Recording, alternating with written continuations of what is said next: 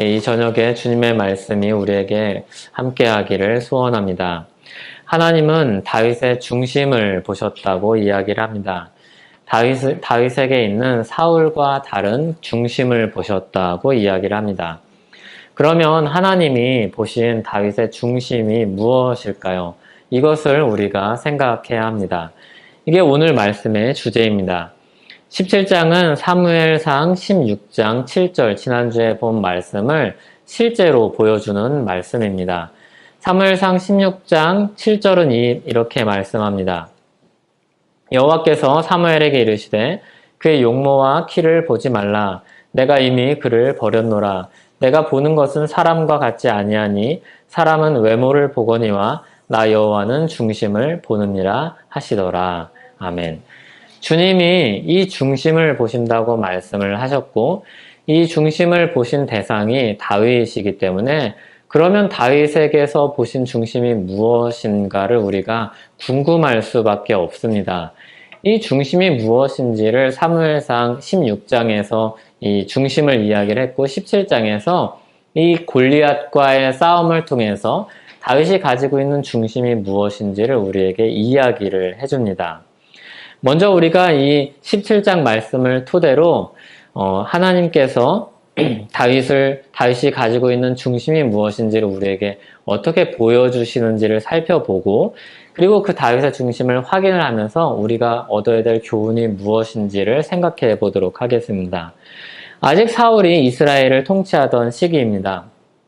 블레셋 군대가 에베스 담림이란 곳에 진을 치고 대치를 하고 있는 상황입니다. 여기 4절에 보면 블레셋 진영의 싸움을 도두는 자가 나옵니다. 이 싸움을 도두는 자는 대표해서 이제 대표자로서 싸우는 사람이죠. 그리고 이제 좀 상대방을 약간 비아냥거리기도 하고 자기 군대의 사기를 올리고 상대방의 사기를 떨어뜨리는 역할을 하는 사람입니다. 골리앗이 나왔는데 키가 거의 3m입니다. 3m인 사람 만나보셨습니까? 예, 굉장히 큽니다. 최홍만보다도 훨씬 크더라고요. 여기 보니까. 갑옷 무게가 80kg입니다. 저보다 무겁습니다. 저보다 무거운 갑옷을 지고서 이제 싸우는 사람입니다. 휘두르는 창은 약 10kg입니다. 10kg를 한 손에 쥐고서 이제 휘두르는 거죠. 창이 아니라 이거는 그냥 뭉툭한 막대기여도 맞으면 그냥 죽는 겁니다. 그가 나와서 이스라엘 군대를 향해서 외칩니다. 한 사람 나와서 나랑 싸우자는 겁니다. 이제 대표로 싸워서 이기는 사람이 이기는 걸로 하자는 거죠. 1대1로 싸워서 이기는 편에 종이 되겠다는 겁니다. 물론 이제 뒤에 블레셋 군대가 도망간 걸 보면은 그거는 그냥 약속이라기보다는 그냥 말이죠. 싸우자 해서 나랑 덤빌 사람 있냐 이렇게 이야기를 하는 거죠. 이스라엘 군대는 이 블레셋 장수의 말에 어떻게 반응을 합니까? 벌벌 떨죠. 얼마나 두렵겠습니까? 아무도 그 앞에 나설 사람이 없습니다. 그런데 이 대치 상황이 얼마나 흘러간 줄 아십니까? 40일입니다. 그냥 하루 이틀 블레셋이랑 이렇게 말장난한 게 아니라 40일 동안 이렇게 대치를 하고 있는 겁니다. 이 대치를 하고 있을 때 블레셋 장수 골리앗이 나와서 아침 저녁으로 조야로 나와서 이스라엘 군대 앞에서 이 이야기를 하는 겁니다. 싸우자. 한 사람만 나와봐. 내가 지면은 우리가 진 걸로 할게. 이 이야기를 매일 아침 이 이야기를 하는 겁니다. 약을 올리죠. 이스라엘의 사기는 아마 땅에 떨어졌을 것입니다. 이 대치 상황을 하고 있는 이스라엘 군대에 다윗의 형들도 포함이 되어 있습니다. 그리고 아버지 이새가 다윗의 형들에게 다윗을 보냅니다. 같이 싸우러 보낸 게 아니라 도시락 갖다 주러 보냈습니다. 다윗이 전쟁에 가는데 전장에 갔더니 이 골리앗의 외침이 들립니다. 화가 나죠. 다윗의 형들과 그리고 이스라엘 군대가 이 블레셋을 아주 처참하게 이기고 있을 줄 알았는데 하나님을 힘입어서 그냥 무찌르고 있을 줄 알았고 이게 거꾸로 됐을 줄 알았는데 블레셋 군대가 벌벌 떨고 이스라엘 군대가 승기를 붙잡고 있을 줄 알았는데 이스라엘 군대가 벌벌 떨고 있습니다. 도망가는 사람도 있습니다. 그리고 벌벌 떨고 있는 사람들 중에 몇몇은 자기 형들입니다. 이런 형들 밥 주러 왔습니다. 이 모습을 본 다윗의 말이 26절에 나옵니다. 다윗이 곁에 서 있는 사람들에게 말하여 이르되 이 블레셋 사람을 죽여 이스라엘의 치욕을 제거하는 사람에게는 어떠한 대우를 하겠느냐. 이 할례 받지 않은 블레셋 사람이 누구에게 살아계신 하나님의 군대를 모욕하겠느냐. 다윗이 이야기합니다. 감히 누가 살아계신 하나님의 군대를 모욕하느냐. 있을 수 없는 일이라는 겁니다. 이때 큰형 엘리압이 다윗에게 노를 바라며 말합니다. 내 교만과 내 마음의 완악함을 아노니 내가 전쟁을 구경하러 왔도다. 이렇게 이야기합니다. 구경하러 와서 말만 앞세우는 동생아 저리 가라. 이렇게 이야기를 하죠. 그러니까 다윗이 물러서지 않고 다시 돌아서서 하던 말을 계속 반복해서 이야기를 합니다. 감히 누가 살아계신 하나님의 군대를 모욕하느냐. 어떤 사람이 사울에게 이 말을 전합니다. 사울이 다윗을 부릅니다. 다윗이 사울에게 가서 말합니다. 그로 말미암아 사람이 낙담하지 말 것이라. 주의 종이 가서 저 블레셋 사람과 싸우리이다. 우리가 현대인들 중에서 주의 종이라고 말하는 사람들이 많이 있는데 함부로 주의 종이라고 이야기하면 안 됩니다. 이 정도 돼야지 제가 주의 종입니다 라고 이야기를 할 수 있는 겁니다. 이 정도 각오는 되어 있어야지 주의 종이라고 당당히 말할 수 있는 겁니다. 사울이 말리죠. 소년아 가지 마라. 저 사람은 용사다. 소년아 너가 거기 가면 그 사람 앞에 가면 그냥 죽는다. 다윗이 대답을 하죠. 제가 아버지 양을 지켰습니다. 사자나 곰이 와서 새끼를 물어가기도 했습니다. 그때 내가 따라가서 그 입에서 새끼를 건졌습니다. 나를 해하려고 할 때 수염을 잡고 쳐 죽였습니다. 주의 종이 사자와 곰도 잡았으니까 저 블레셋 사람들도 똑같이 될 것입니다. 살아계시는 하나님의 군대를 모욕한 저 사람도 똑같이 사자와 곰처럼 그렇게 될 것입니다.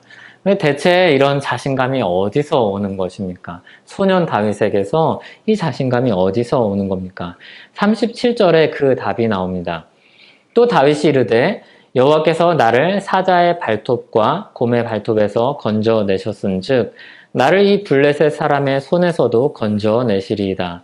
사울이 다윗에게 이르되 가라 여호와께서 너와 함께 계시기를 원하노라. 자신감의 근거는 하나님입니다. 다윗이 경험한 하나님은 이런 하나님입니다. 사자의 발톱에서 건져내신 하나님, 곰의 발톱에서 건져내신 하나님. 그렇기 때문에 이 블레셋 사람의 손에서도 당연히 건져내실 하나님인 것입니다. 다윗이 아는 하나님, 다윗이 믿는 하나님, 다윗이 경험한 하나님은 이런 하나님이셨습니다. 그리고 우리가 믿는 하나님과 분명히 똑같은 하나님입니다. 다윗과 우리가 믿는 하나님은 같은 하나님입니다. 우리가 그렇게 믿는 줄 압니다. 사울은 할 수 없이 글을 보내줍니다. 여기 그럴듯하게 이야기했지만 가라 여호와께서 너와 함께 계시기를 원하노라 라고 이야기했지만 이거는 왕으로서 좀 부끄럽지 않을 수 있도록 이렇게 잘 말한 것 뿐입니다. 사실 사울에게는 그런 믿음이 없죠. 사울의 중심에게는 두려움이 있고 어떻게 하면 이 상황을 지나갈 수 있을까? 그런 고민들이 있습니다. 할 수 없이 다윗을 보내준 겁니다. 사실 이 왕 사울과 소년 다윗의 역할이 바뀌지 않았습니까?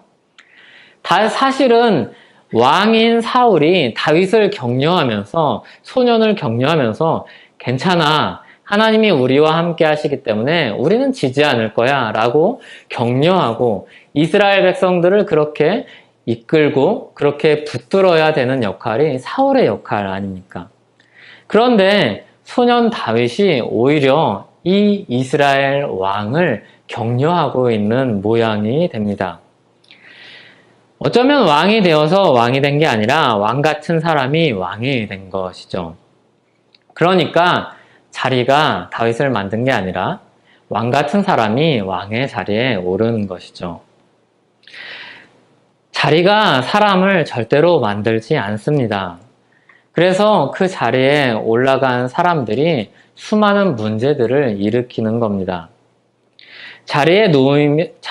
어떤 사람이 자리에 놓이면 연기를 할 수 있습니다. 그 연기가 때로는 너무나도 탁월해서 사람들이 속을 수 있습니다. 그런데 다윗은 그런 연기를 한 연기자가 아닙니다. 오히려 연기자는 사울이죠. 그리고 많은 사람들은 이 사울의 연기에 속아 넘어갔습니다. 하지만 하나님은 이 사울의 중심을 보셨고 다윗의 중심과 사울의 중심에 있는 것이 누가 진짜 중심인지 하나님은 아셨습니다. 다윗은 이미 왕의 마음을 가진 사람이었고 하나님은 그 왕의 마음을 가진 사울을 아셨습니다. 특히 그냥 이방 사람들도 인정하는 그런 나라의 왕이 아니라 이스라엘 사람의 왕으로서의 마음가짐을 가진 사람이 바로 이 다윗입니다. 사울은 어떻게든 이 구색을 갖추기 위해서 다윗에게 자기 군복을 입혀봅니다. 그런데 39절에서처럼 이 갑옷을 입었는데 익숙하지 못해서 이 갑옷을 벗어버립니다. 그리고 자기에게 익숙한 무기를 가지고 나갑니다. 막대기를 들고 매끈한 돌멩이 5개 주머니에 넣고 물매를 가지고 블레셋 사람에게 가지고 나갑니다. 여기 돌은 우리가 그 물 수제비 할 때 던지는 조약돌이 아닙니다. 여기 돌은 한 주먹만한 돌입니다. 그래서 실제로 맞으면 죽을 수 있는 실제로 그런 돌입니다. 어쨌든 이 돌을 사용하셔서 하나님이 정확하게 그 미간에 한 방에 블레셋 그 사람 장수 골리앗을 죽일 수 있도록 하나님께서 인도하신 것이죠. 블레셋 사람은 이 다윗을 우습게 여깁니다. 그리고 저주합니다. 자기 신들의 이름으로 저주합니다. 이 말씀을 보면 43절에 자기 신들의 이름으로 저주를 하는데 이 말씀을 보면 이 골리앗과 다윗의 싸움이 그냥 한 장수와 이스라엘 사람의 싸움이 아니라는 것을 이야기를 해줍니다. 사무엘서는 이 싸움이 그냥 한 군대와 한 나라의 싸움이 아니라 종교적인 색채를 지닌 싸움이라는 것을 우리에게 보여줍니다. 사무엘서는 이 싸움을 하나님과 이 블레셋의 신들과의 싸움으로 그리고 있는 것입니다. 그래서 한 사람과 한 사람의 싸움이지만 이방 신들과 하나님의 싸움으로 그리고 있는 것입니다. 그래서 이기는 쪽이 진정한 신을 소유하고 있는 싸움이라는 것을 보여주고 있습니다. 만약에 이런 관점에서 사울과 이스라엘 사람들이 이 싸움을 접근했다면 대응하는 방식이 달랐을 것입니다. 사울과 이스라엘 사람들은 군사력의 싸움으로 보고 있습니다. 힘의 싸움으로 보고 있습니다. 누가 더 좋은 군사를 가지고 있는가? 누구에게 더 강력한 군사가 있는가? 누구에게 더 좋은 무기가 있는가? 누가 더 최첨단 무기를 가지고 있는가로 받아들이고 있는 것이죠. 그리고 이 싸움을 신앙의 싸움이 아니라 현실의 싸움, 자기 손에 무엇이 들렸는지, 자기에게 누가 있는지, 어떤 지략가가 있는지, 어떤 군사가 있는지, 어떤 병사가 있는지, 어떤 장수가 있는지를 주목해서 보는 싸움으로 사울과 이스라엘 사람들은 받아들이고 있는 겁니다. 그런데 다윗은 천진난만하게 그렇게 보지 않고 이것을 철저하게 신앙의 싸움으로 이해하고 있는 거죠. 거기에 다윗의 용기가 있는 겁니다. 거기에 다윗의 무모함이 있고 다윗의 승리가 있는 겁니다. 다윗처럼 이 싸움을 보았다면 아주 단순하게 받아들였을 것입니다. 만군의 여호와의 백성으로서 이 싸움을 어떻게 헤쳐나가야 될 것인가를 하나님 앞에서 물었을 것입니다. 그리고 그 안에서 답을 찾아갔을 것입니다. 다윗은 만군의 여호와의 백성으로 골리앗 앞에 섭니다. 그리고 45절에서처럼 46절, 47절에서처럼 이렇게 이야기합니다. 다윗이 블레셋 사람에게 이르되 너는 칼과 창과 단창으로 내게 나아오거니와 무기를 가지고 나오는 것이죠. 군사력을 가지고 나오는 것이죠. 나는 만군의 여호와의 이름 곧 내가 모욕하는 이스라엘 군대 하나님의 이름으로 내게 나아가노라. 오늘 여호와께서 너를 내 손에 넘기시리니 내가 너를 쳐서 내 목을 베고 블레셋 군대의 시체를 오늘 공중의 새와 땅의 들짐승에게 주어 온 땅으로 이스라엘의 하나님이 계신 줄 알게 하겠고 또 여호와의 구원하심이 칼과 창에 있지 아니함을 이 무리에게 알게 하리라. 전쟁은 여호와께 속한 것인즉 그가 너희를 우리 손에 넘기시리라. 아멘. 다윗이 블레셋 사람에게 이야기합니다. 내가 자랑하는 무기를 들고 나오느냐?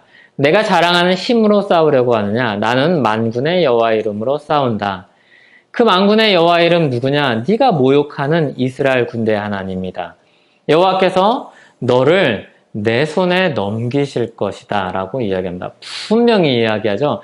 다윗은 이야기합니다. 내 물매의 기술이 너를 쓰러뜨릴 것이다. 봐라, 이 돌 봐라, 엄청 크지? 이거 맞으면 너 죽어 라고 이야기하지 않고 내가 붙들고 있는 분은 하나님이시다 라고 이야기하는 것이죠. 네가 가지고 있는 무기, 네 큰 방패, 너의 그 큰 키 다 무의미하다. 하나님이 전쟁의 주권자이시다. 전쟁이 여호와께 속했음을 여기 있는 모든 사람이 알게 될 것이라고 이야기합니다.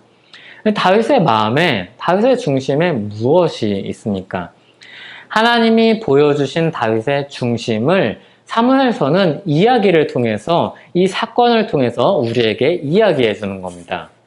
다윗에게 있는 중심은, 그리고 사울에게 없는 중심은 이것입니다.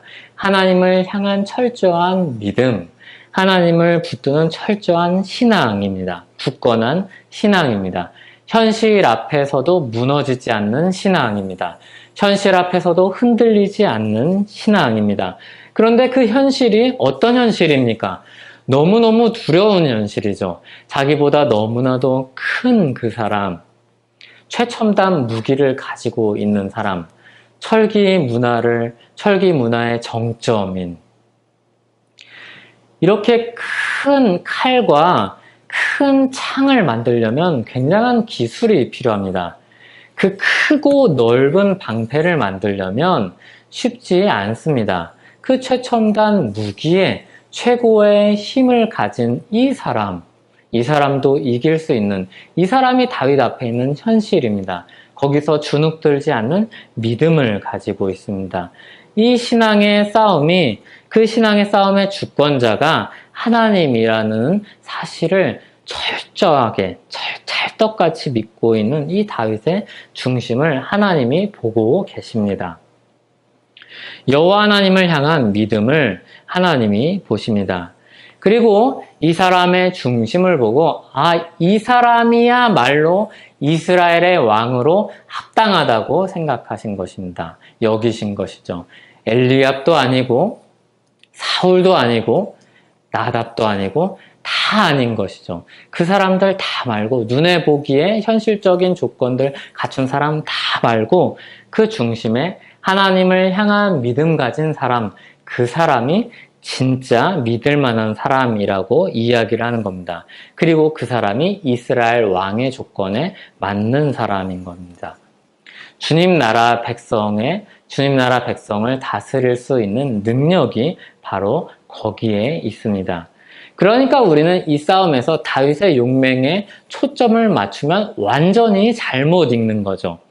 다윗의 중심, 하나님을 향한 믿음에 초점을 맞추어야 합니다. 사무엘서는 철저히 다윗의 용맹도 아니고 물매의 기술도 아니고 사자와 곰을 쓰러뜨렸던 그 경험을 가지고 골리앗을 무너뜨렸다고 이야기하지 않고 다윗의 신앙으로 골리앗을 무너뜨렸다고 이야기를 합니다. 다윗의 신앙을 보여주기 위해서 다윗의 말을 계속해서 반복해서 사용을 하고 드러내죠. 만약에 이 물매의 기술을 가지고 설명을 했다면, 주목했다면 골리앗을 묘사했던 방식으로 물매를 설명했을 것입니다. 이 회전력이 어떠했고 물매의 길이가 어땠고 그리고 이게 몇 바퀴가 돌아갔고, 그리고 이게 어떻게 원심력을 사용을 해서 몇 바퀴를 돌아서 이 힘이 증폭이 돼가지고 이 골리앗의 머리로 날아갔는지를 설명했겠죠. 그런데 그렇게 설명하지 않고 다윗의 말을 계속해서 인용합니다. 누가 보면 그 싸우는 장면을 묘사를 해야지 왜 다윗이 한 말을 그렇게 계속해서 서술을 하는가라고 이야기를 하겠지만 사무엘의 관심은 여기에 있는 겁니다. 다윗이 한 말을 통해서 그 말 안에 담긴 다윗의 중심에 관심이 있는 겁니다.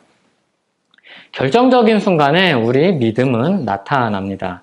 갑작스러운 사고를 당할 때 어떤 사람은 주님을 부르짖고 어떤 사람은 하나님과 더불어 혹시 모르니까 부처님과 그리고 또 어떤 사람들을 부르짖습니다. 어떤 신들을 부르짖습니다. 너무나도 큰 현실의 벽 앞에 부딪힐 때 하나님 없이 모든 수단을 강구하는 사람들이 있고 하나님과 더불어서 그 안에서 모든 지혜와 수단을 강구하는 사람이 있습니다. 하나님 앞에 엎드려서 주님이 주신 지혜와 힘으로 문제를 해결하는 사람들이 있습니다. 다윗은 현실에서도 신앙이 똑같았습니다. 위기일 때나 평화로울 때나 신앙이 똑같았습니다. 교회 안에서나 교회 밖에서나 신앙이 똑같았습니다. 설교를 듣는 순간이나 설교를 준비하는 순간이나 기도를 하는 순간이나 그리고 갑자기 욱하는 순간이나 똑같았습니다. 그 중심이 진실했죠. 진짜는 어디서나 똑같은 법입니다. 그래서 호랑이가 동물원 안에 있어도 호랑이고 동물원 밖에 있어도 호랑이인 겁니다. 물론 우리가 연약한 인간이기 때문에 호랑이이지만 때로는 소처럼 풀을 뜯어먹을 때도 있는 겁니다. 넘어질 때가 많다는 거죠. 하지만 하나님은 거기서도 마음의 중심을 보십니다. 그러니까 우리 연약함을 다 감안한 상태로 중심을 보시는 것입니다. 하나님은 다윗의 중심도 잘 아셨습니다.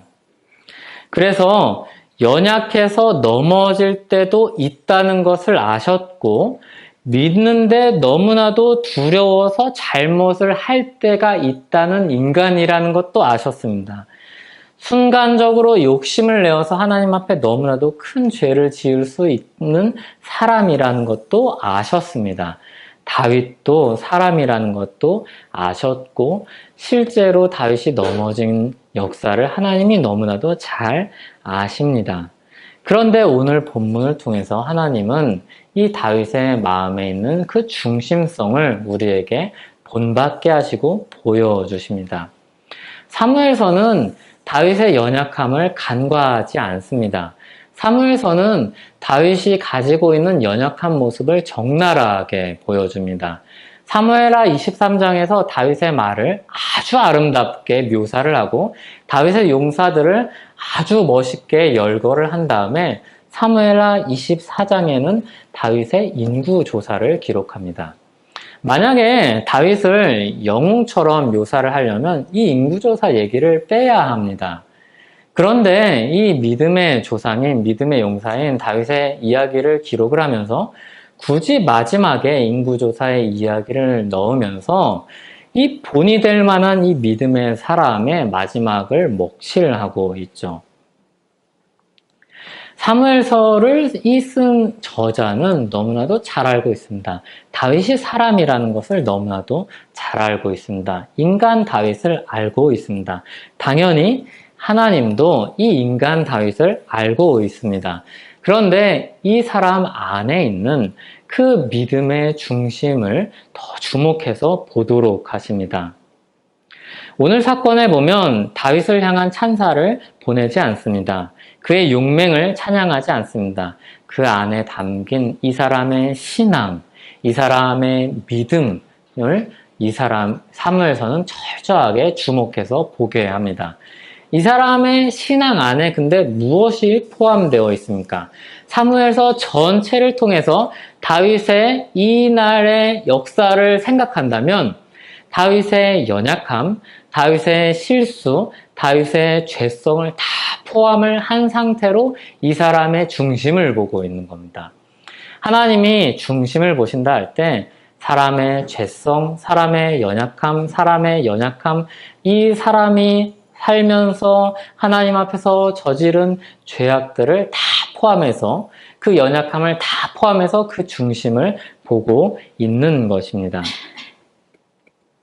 그런데 그 중심을 보고서 이스라엘 왕으로서 합당하다고 이야기하시고 괜찮다고 이야기하시고 내 마음에 족하다고 이야기하시고 적합하다고 이야기하시고 하나님의 일을 맡기시는 겁니다. 하나님의 나라를 맡기시는 것입니다. 그게 우리에게 주신 신앙입니다. 종종 우리 앞에 있는 현실은 골리앗처럼 우리를 덮쳐옵니다. 그때마다 우리는 주님의 손을 의지해서 다윗처럼 나아가야 합니다. 눈앞에 있는 현실이 너무 커서 두려울 때가 참 많이 있죠. 다윗이 자신을 도우신 하나님과 그리고 그 약속의 말씀을 의지했습니다. 우리가 본받을 신앙이 이런 신앙입니다. 성경의 인물의 신앙을 본받는 일을 경계하는 말을 들을 때가 우리는 많이 있습니다. 성경에서 인물들을 이야기할 때 영웅처럼 그리는 케이스가 전혀 없기 때문입니다.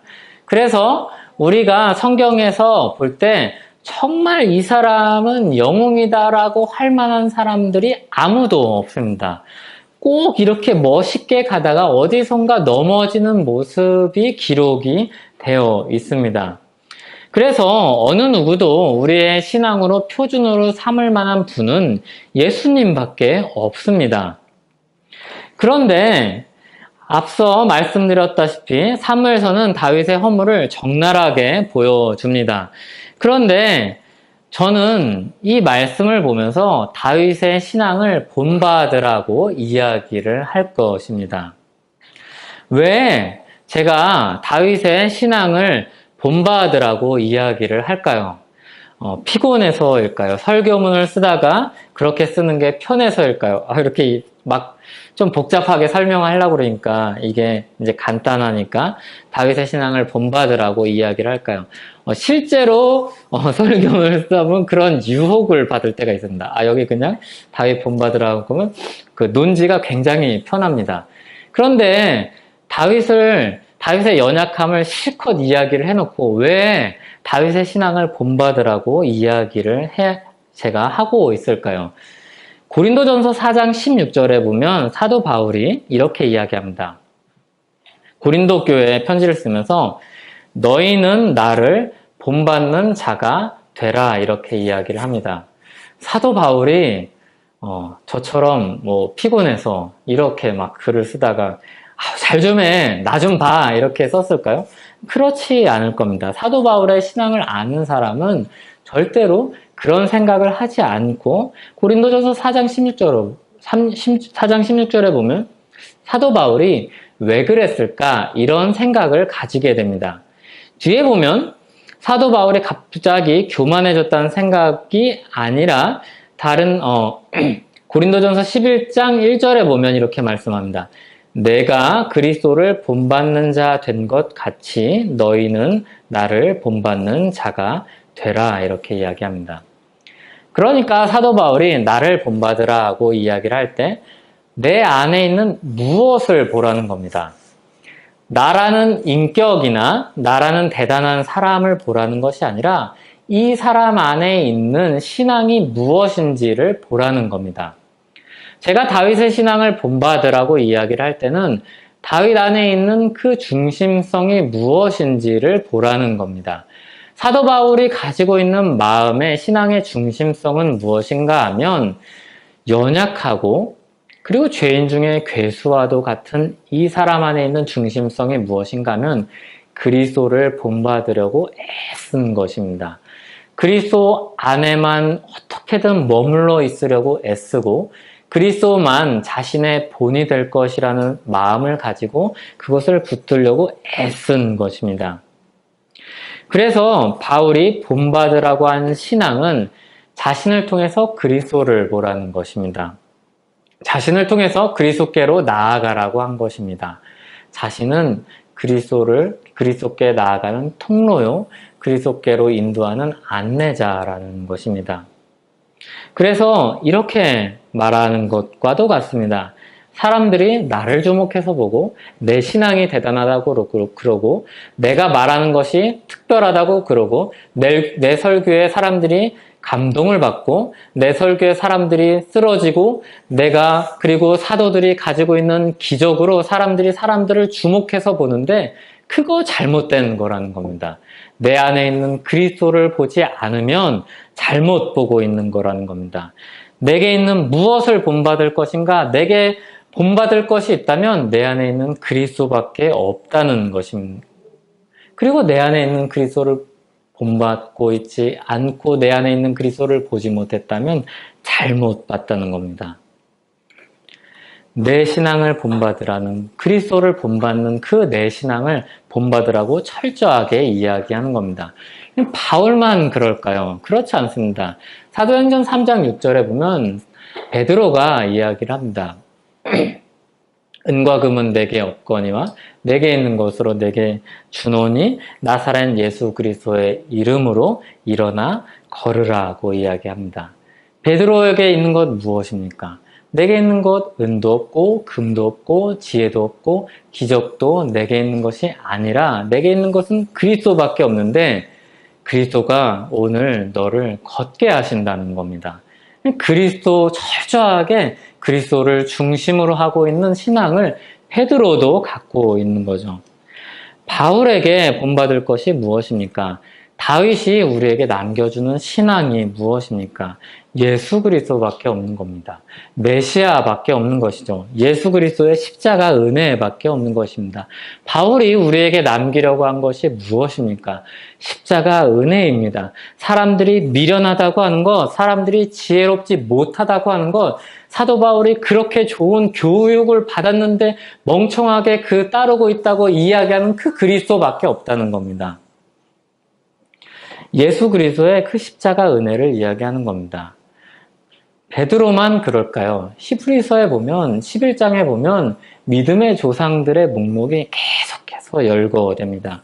그리고 11장에 수많은 믿음의 조상들에 대한 이야기가 나오고서 12장에서 누가 나오는지 아십니까? 12장 1절 2절에 보면 이러므로 우리에게 구름같이 둘러싼 허다한 증인들이 있으니 모든 무거운 것과 얽매이기 쉬운 죄를 벗어버리고 인내로써 우리 앞에 당한 경주를 하며 그리고 2절에 믿음의 주요 온전하게 하시는 이인 예수를 바라보자 이렇게 이야기합니다. 그러니까 앞에 나온 11장에 나온 믿음의 조상들의 예는 다 누구를 보기 위해서 이야기한 것입니까? 예수 그리스도를 보기 위해서 이야기한 것입니다.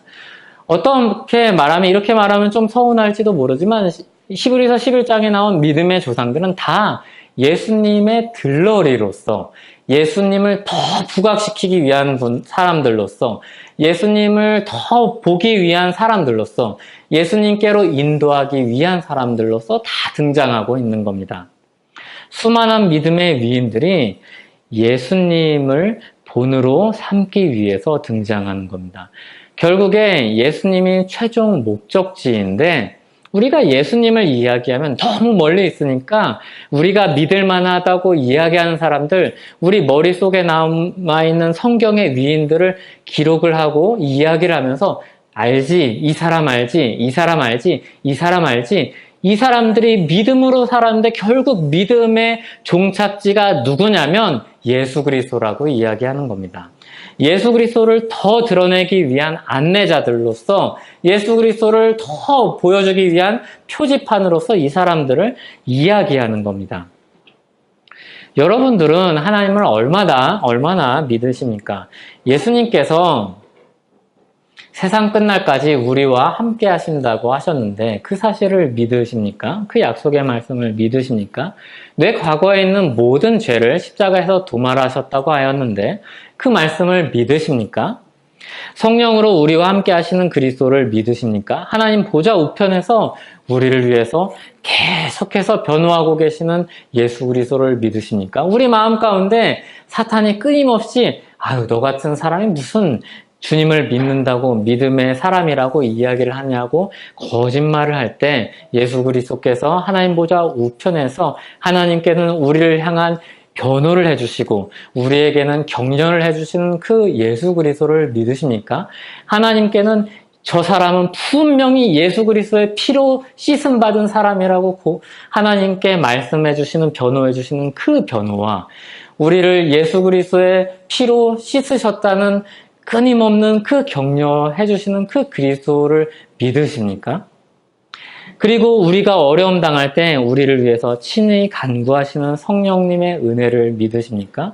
우리가 종종 어려움을 당할 때, 시험을 당할 때 너무 이게 어려워서 넘어지려고 할 때 피할 길을 내서 그것을 능히 감당하게 하시는 그리스도의 주님의 은혜를 믿으십니까?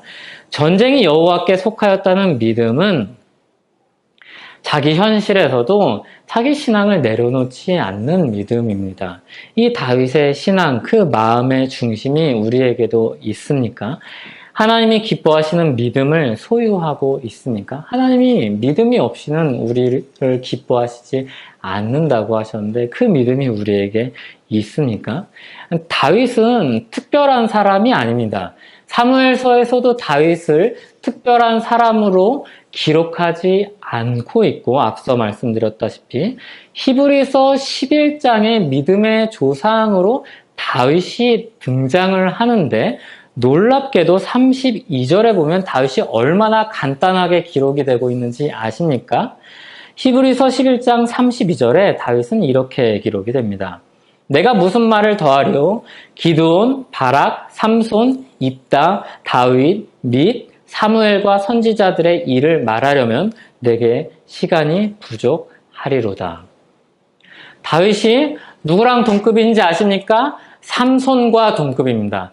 완전 페류나에 마지막에 그냥 자기 명예를 지키려고 하나님 앞에 구해서 그 블레셋 사람들을 죽인 믿음의 사람이라고 하기엔 너무 부족해 보이는 삼손과 다윗은 동급입니다. 게다가 히브리서가 다윗을 취급하는 방식은 어떻습니까? 기타 등등 중에 다윗이 있는 겁니다. 누구 다윗도 있지 기타 등등 시간 부족해 생략 이겁니다. 다윗은 우리와 같은 사람입니다. 그리고 하나님은 우리에게 믿음을 요구를 하시면서 동시에 믿음을 주시죠. 우리에게 주신 신앙은 무엇입니까? 다윗의 신앙, 다윗을 우러러 보게 하는 신앙이 아니라 다윗에게 있는 중심이 무엇인지 그리고 다윗에게 있는 연약함을 포함해서 우리도 같이 다윗처럼 우리를 부르고 계십니다. 예수님은 우리 모든 죄를 십자가에서 씻으셨습니다. 그리고 십자가에서 우리 죄를 씻으실 때 우리를 거룩하고 하나님 앞에서 흠이 없게 하시려고 부르셨다고 이야기를 하셨습니다. 그러니까 우리를 실패자로 부르지 않으신 겁니다. 부르셨는데 우리 연약함 때문에 언젠간 넘어질 수 있는 문제를 안고 있는 사람으로 부르신 게 아니라 예수 그리스도 안에서 흔들리지 않고 견고하여서 어느 정도냐면 하나님 앞에서 견고하여서 거룩하고 흠이 없는 자로 세우기 위해서 우리를 부르셨습니다. 그 신앙으로 그 믿음으로 우리를 부르셨습니다. 하나님이 보신 다윗의 신앙의 중심은 무엇입니까? 그 믿음의 특별함은 무엇입니까? 우리가 가지고 있는 믿음의 특별함과 별로 다르지 않습니다. 그리고 우리에게 하나님은 이 다윗이 가지고 있는 신앙의 특별함 속에서 우리 가지고 있는 신앙의 특별함을 발견하기를 원하시는 것입니다. 우리 앞에 닥친 현실은 종종 때로는 우리 삶의 전체가 이 다윗이 마주한 것과 같은 골리앗과 같고 그리고 골리앗과 다윗의 싸움이 그냥 현실의 문제로서 해결해야 될 문제가 아니라 영적인 싸움이라는 것을 우리가 기억해야 됩니다. 그래서 다윗의 신앙을 본받아서 우리가 이 영적 싸움을 잘 이겨내는 승리하는 우리 되기를 간절히 바랍니다. 그리고 다윗처럼 우리도 승리해야 할 것입니다. 다윗이 물매를 괜히 꺼냈겠습니까? 하나님이 지혜 주셨을 것입니다. 하나님이 다윗을 미리 물매를 통해서 경험을 준비시켜 주셨을 것입니다. 물매를 돌려서 사자와 싸우게 하시고 그리고 곰과 싸우게 하셨을 것입니다. 그리고 이기게 하셨을 것입니다. 그리고 용기를 주셨을 겁니다. 하나님이 함께 하셔서 물매를 가지고 싸울 때 다윗에게는 적이 없는 겁니다. 하나님이 주신 믿음을 가지고 이 세상에서 싸울 때 적이 없는 겁니다. 그게 하나님이 보신 다윗의 중심이고 하나님이 우리에게 주신 신앙입니다. 하나님을 향한 믿음입니다. 전쟁이 주님께 속했음을 깨닫게 하는 믿음입니다. 우리 앞에 있는 블레셋 사람은 누구입니까? 블레셋 사람은 무엇입니까? 그게 누가 됐든지, 그게 무엇이 됐든지 우리와 함께 하시면서 우리의 싸움을 함께 싸우시는 전쟁의 주권을 가지신 하나님을 붙들고 승리하는 우리 모두 되기를 간절히 바랍니다. 기도하겠습니다. 하나님 아버지, 우리가 다윗의 신앙을 통해서, 다윗의 믿음을 통해서 하나님이 보신 그 중심을 통해서 우리에게 주신 신앙이 무엇인지, 우리의 믿음이 무엇인지 다시 한번 돌아봅니다. 주님, 우리는 참 연약해 보입니다. 그리고 실제로 연약합니다. 죄성도 있고 자주 넘어집니다. 그리고 자주 도망갑니다. 주님, 하지만 우리의 연약함을 아시는 주님이 우리를 십자가 피로 씻으시고 우리를 거룩하고 흠이 없게 하려고 부르신 줄 믿습니다. 주님은 우리를 실패한 삶을 살게 하려고 우리를 부르시지 않은 줄로 압니다. 주님, 우리의 삶의 성공과 실패를 주님 안에서 결정하게 하여 주시고 판단하게 하여 주시고 그리고 주님 붙들고 계속해서 승리하는 삶 살게 하여 주시옵소서. 주님이 먼저 승리한 삶을 살아가셨고 그리고 우리를 그 길로 이끌어 주셨는데 우리에게 승리가 보장되어 있는데 패배자처럼 살지 않게 하여 주시고 사울처럼 살게 하지 않게 하여 주시고 다윗의 형들처럼 살지 않게 하여 주시고 다윗처럼 주님이 주신 그 믿음 붙들고 이 세상 가운데서 승리하며 사는 우리 모두 되게 하여 주시옵소서. 예수님의 이름으로 기도하옵나이다. 아멘.